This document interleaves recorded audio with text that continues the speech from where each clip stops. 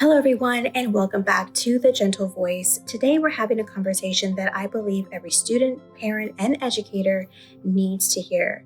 How mental health is deeply tied to academic performance, and why shaming struggling students not only fails to help, but actually makes things so much worse. Let me begin by saying this. No student chooses to fall behind. No young person sits down and says, you know what, today I feel like failing. And yet when students struggle with academic tasks, missing assignments, zoning out in class, failing exams, they are often met with judgment, eye rolls, or so-called tough love approaches that can quietly break a student's spirit. So today, let's look at what's really going on beneath the surface and what professionals are saying about how we should respond instead. We know from extensive research that mental health issues like depression, anxiety, and trauma directly affect academic performance. According to the American College Health Association's 2023 National Survey, more than 75% of college students reported experiencing significant emotional distress in the past year, with anxiety, depression, and burnout topping the list. These conditions don't just make students feel sad or stressed, they impair concentration, decision-making, motivation, and energy levels. Psychologist Dr. Sian Beilock explains that high anxiety in students activates the brain's limbic system, the emotional part of the brain, and reduces activity in the prefrontal cortex, which is responsible for working memory and problem solving. So when a student sits down to take an exam or write an essay and their anxiety is through the roof, their brain is literally unable to access the higher order thinking needed to perform. This is not about laziness or lack of preparation. This is about neurobiology. Yet despite this knowledge, many students still face shame-based messaging. Teachers, parents, and even peers may say things like, "Why can you memorize every word of a song, but you can't pass a simple test?" Or, "If you just applied yourself, you'd be doing so much better." Let's unpack this for just a moment. Memorizing song lyrics is not the same cognitive task as solving a math problem or writing a research paper under pressure. When someone listens to music, especially music they actually enjoy, the brain is in a relaxed, emotional, receptive state. Learning happens without conscious effort and is reinforced by rhythm, emotion, and repetition. In contrast, schoolwork often occurs under time constraints, judgment, and stress, conditions that are known to impair memory retention and reduce performance, especially in students with anxiety, ADHD, or who are on the spectrum.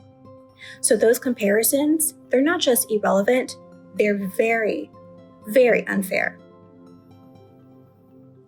I know this not just by reading or doing some research for this episode, but from personal experience. Growing up, I heard many of those shaming comments myself. Things like, you're smart, you're just lazy.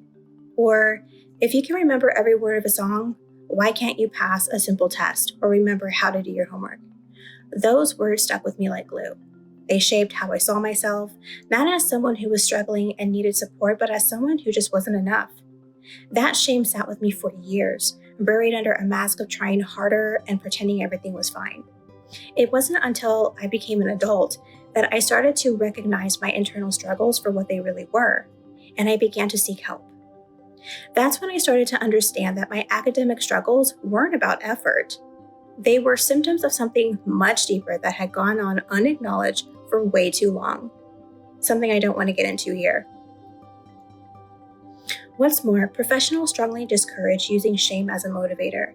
Dr. Brené, a renowned researcher on shame and vulnerability, emphasizes that shame is not an effective tool for behavioral change. It actually leads to disconnection, anxiety, and self-sabotage. When a student hears, "You're lazy," or "You'll never make it at this rate," they don't feel empowered. They feel defeated. They don't get inspired. They shut down. Shame says, "You are the problem," instead of, "There is a problem and we can work through it together." In fact, multiple studies show that students who feel emotionally supported, even while struggling, are significantly more likely to improve their performance over time. Support doesn't mean enabling poor habits. It means saying, I see you're having a hard time. Let's talk about what's really going on, instead of try harder. It means asking why a student didn't finish their paper, instead of assuming they're irresponsible. Often, what you'll uncover is a deeper issue: grief, anxiety, chronic stress, undiagnosed learning disorders, depression, or even trauma. For example, depression in students often doesn't look like sadness. It looks like apathy, procrastination. A student who doesn't turn in their work may not be lazy. They may be battling a brain that is chemically preventing them from believing anything they do will even make a difference.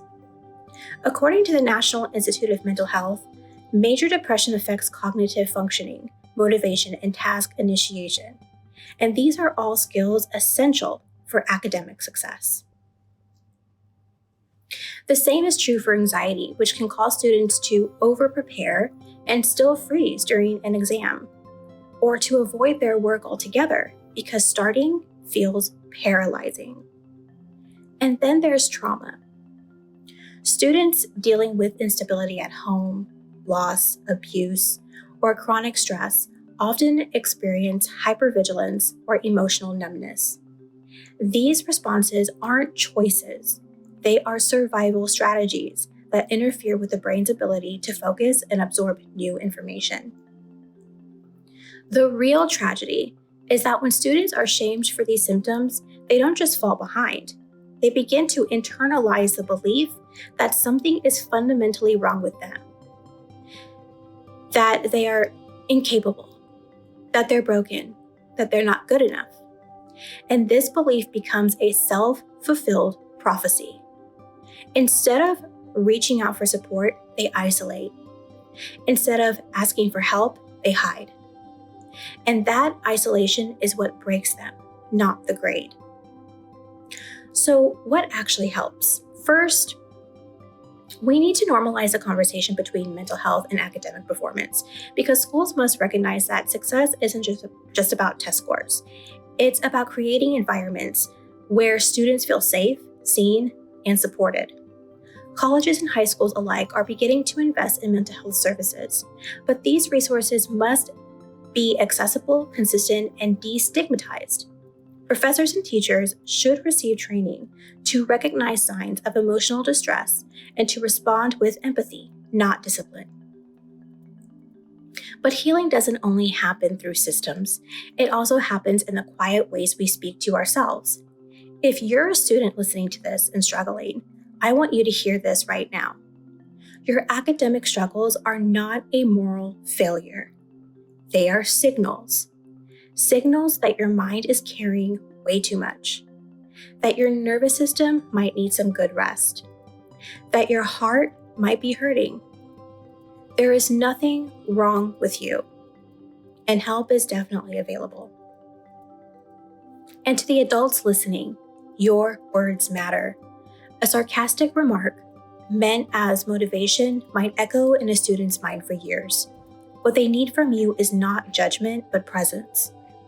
Not, why didn't you do this? But what do you need to feel supported right now? The difference is actually life-changing. Academic success is not only about grit or intelligence. It's about mental bandwidth, emotional safety, and the ability to regulate thoughts and feelings under pressure. No student can thrive in a system that ignores their internal world. But with understanding, support, and compassion, struggling students can not only catch up, but they will rise.